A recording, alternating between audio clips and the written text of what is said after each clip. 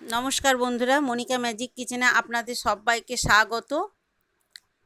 আজ আমি বানাবো একটি পুরনো দিনের সাবেকি রান্না, যে রান্নাটা বানানো খুবই সহজ আর যেটা খেতেও খুব সুস্বাদু হয়। এই রেসিপিটা হলো ইঁচড়ের ডালনা, আর এটা আমি খুব সহজ পদ্ধতিতে বানাবো। চলুন দেখিনি আমি কিভাবে বানাচ্ছি এই ইঁচড়ের ডালনাটি। এটা রান্না করার জন্য নিয়েছি 1/2 ইঞ্চির মতন আদা, 2টো ছোট টমেটো, 2টো কাঁচা লঙ্কা, 2টো লং, 2টো এলাচ, 1 চামচ গোটা জিরে আর 1 চামচ ধনে নিয়েছি।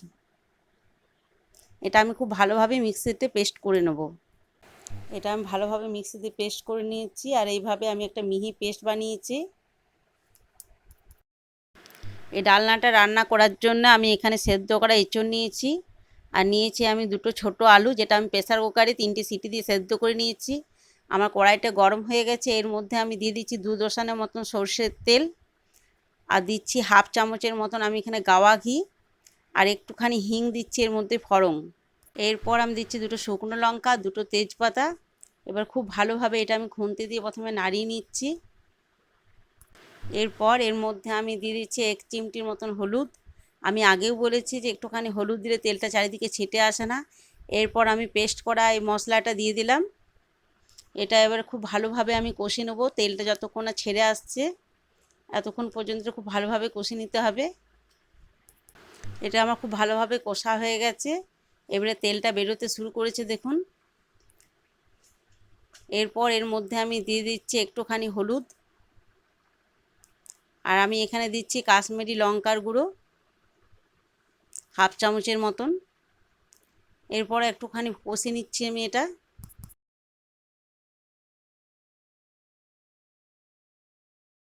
ভালোভাবে কষা হয়ে গেছে।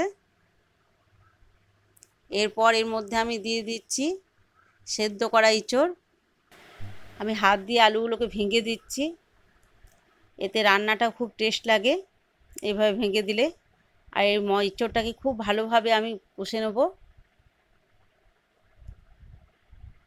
1 থেকে 2 মিনিটের মতন আমি এইভাবে ইঁচড়টাকে কষে নিচ্ছি। এর মধ্যে আমি স্বাদ অনুযায়ী নুন দিচ্ছি, আর দিচ্ছি একটুখানি চিনি,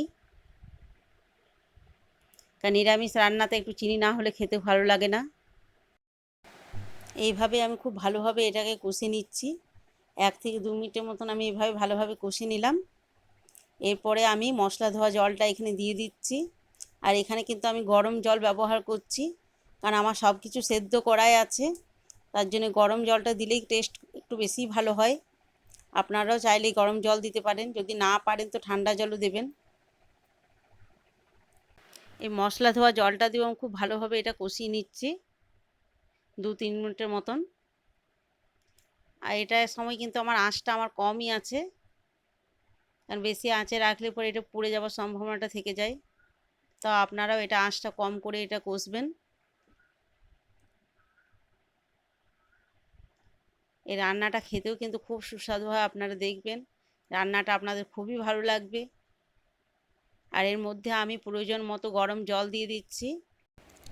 এখানে আমি 1/2 বাটি করে জল দিলাম, মোটামুটি 1 বাটির মতন, কারণ জলটা ভীষণ গরম তাই একেবারে তোলা যাচ্ছিল না, তাই 1/2 বাটি করে দিলাম।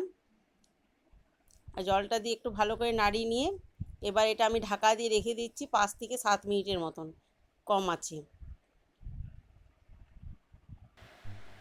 5 মিনিট হয়ে গেছে, আমি ঢাকনা খুলে দেখে নিচ্ছি। দেখুন আমার রান্না হয়ে গেছে। এবারে এটাকে আমি একটা জায়গাতে পরিবেশন করে নেব। আমি গ্যাসটা বন্ধ করে দিচ্ছি। দেখুন আমি একটা পাত্রে এটা ঢেলে নিয়েছি, এর মধ্যে আমি দিয়ে দিচ্ছি গরম গাওয়া ঘি। ঘিটা গরম করে নিয়েছি, এটা দিতে এর রান্নার টেস্টও দ্বিগুণ বেড়ে যাবে। আর এই রেসিপিটা যদি আপনাদের ভালো লেগে থাকে অবশ্যই আমার চ্যানেলকে আপনারা লাইক, শেয়ার এবং সাবস্ক্রাইব করতে ভুলবেন না। আবার দেখা হচ্ছে নেক্সট ভিডিওতে।